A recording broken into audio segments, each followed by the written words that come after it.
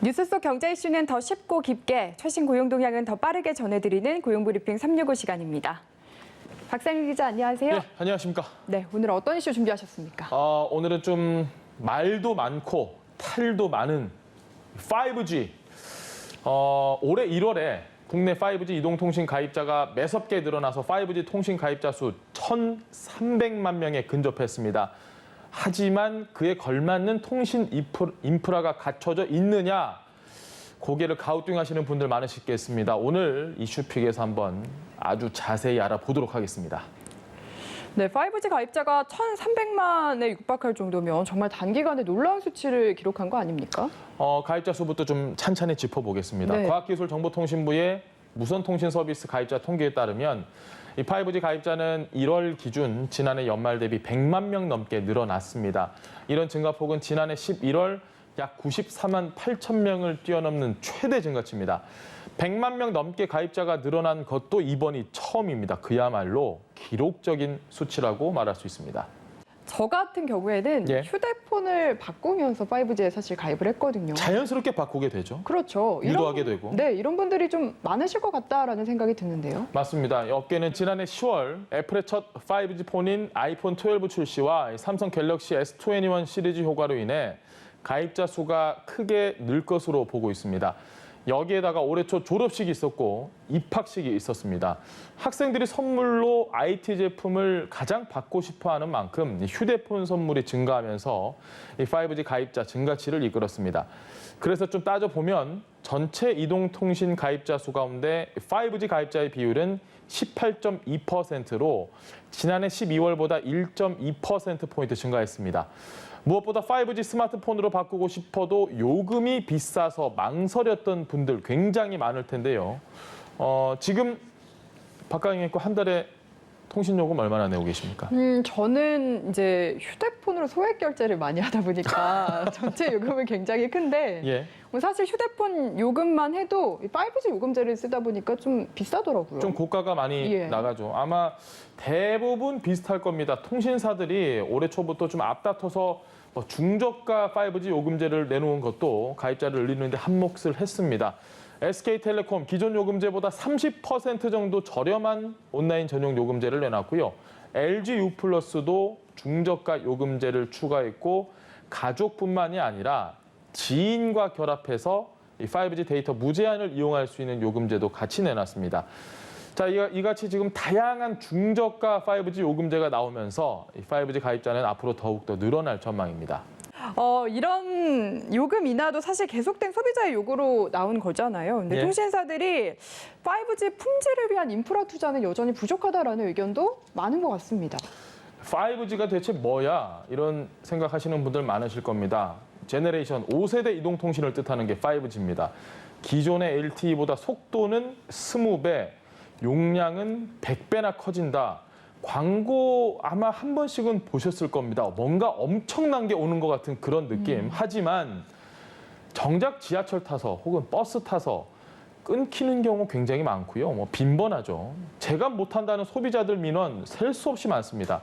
실제로 그래서 정부에서 조사까지 할 정도였습니다. 가입자는 늘었는데 이 5G 서비스 품질과 관련된 5G 무선 기지국 수는 여전히 부족한 상황입니다. 한국방송통신전파진흥원이 발표한 이 이동통신 무선국 자료에 따르면 지난해 말 기준 전체 무선국은 148만 427개국이었습니다. 서비스별로는 LTE가 전체의 65.6%를 차지했고 이어서 3G가 20.9%, 5G는 9.6%에 불과했습니다. 서비스가 종료된 2G를 제외하면 망 투자에 있어서는 5G가 아주 명확하게 꼴찌인 셈입니다. 네, 이 부분은 제가 공감이 많이 되는 게 예. LTE에서 5G로 옮겼잖아요. 근데 예. 속도가 20배라는 점을 전혀 못 느끼겠어서 좀 느끼는 답답한 분들 거의 없을 겁니다. 맞습니다. 많이 답답하시죠. 예. 저도 좀 그런 걸 느끼는데요. 업계에도 나름의 이유가 있기는 있습니다. 이동통신업계 관계자는 전국망 구축이 완료된 3G나 LTE 기지국과 이제 막 구축을 시작한 이 5G 기지국 숫자를 단순 비교하는 건 무리다라는 논리를 내세우고 있는데 여기에 지금 지난해는 예상치 못했던 코로나19 영향으로 이동이 좀 제한되면서 신뢰망을 구축하는데도 어려움을 겪었다라고 설명을 하고 있긴 있습니다.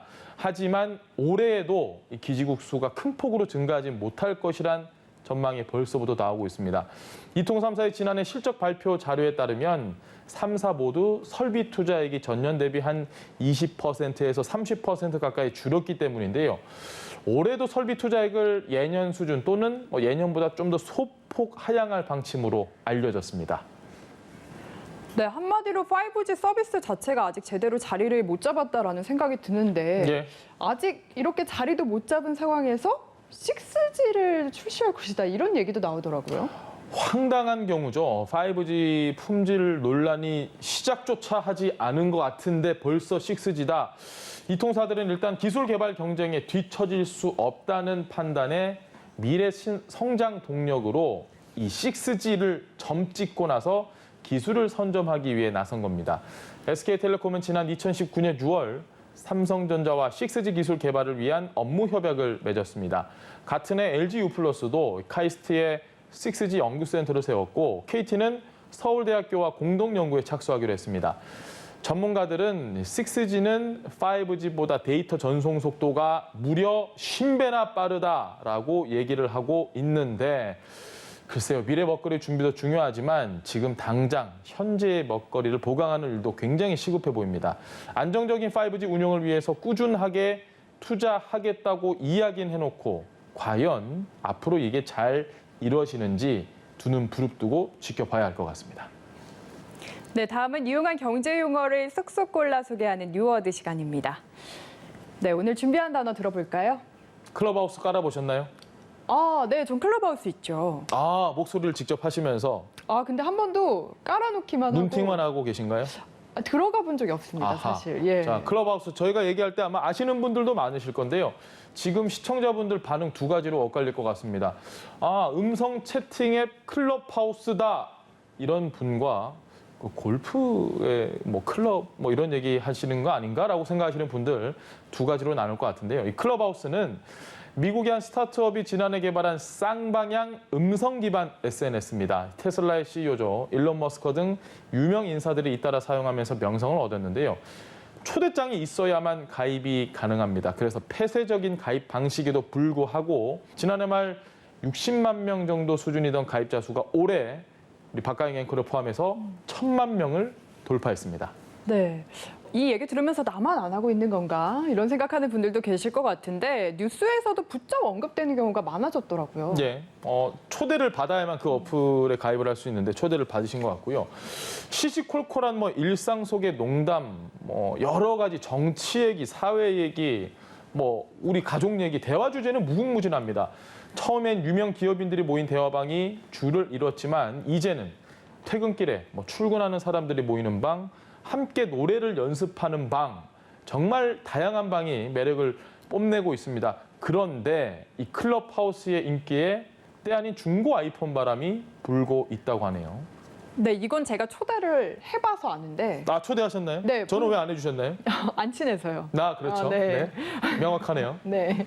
설명해 주시죠, 계속. 네, 맞습니다. 이게 보냈더니 본인은 아이폰이 아니라서 깔 수가 없다 이렇게 이야기를 하더라고요. 안드로이드 서비스, 보통 애플의 아이폰보다 우리나라 같은 경우는 지금 이 구글 안드로이드 서비스 쓰는 분들이 훨씬 많은데요. 여기서는 출시가 안 됐습니다. 그래서 최근에 이 중고폰 재고 관리 업체인 UPM에 따르면 중고폰 거래 건수는 지난해 1월 40만 건에서 올해 1월 46만 건으로 늘었습니다. 거래액은 같은 기간 514억 원에서 849억 원으로 65.3% 증가했는데요. 자, 이 가운데 중고 아이폰은 불과 3개월 새 거래 규모가 2배로 커졌다고 하네요. 업체는 클럽하우스를 이용하려는 수요가 늘었기 때문으로 보인다라고 분석했습니다.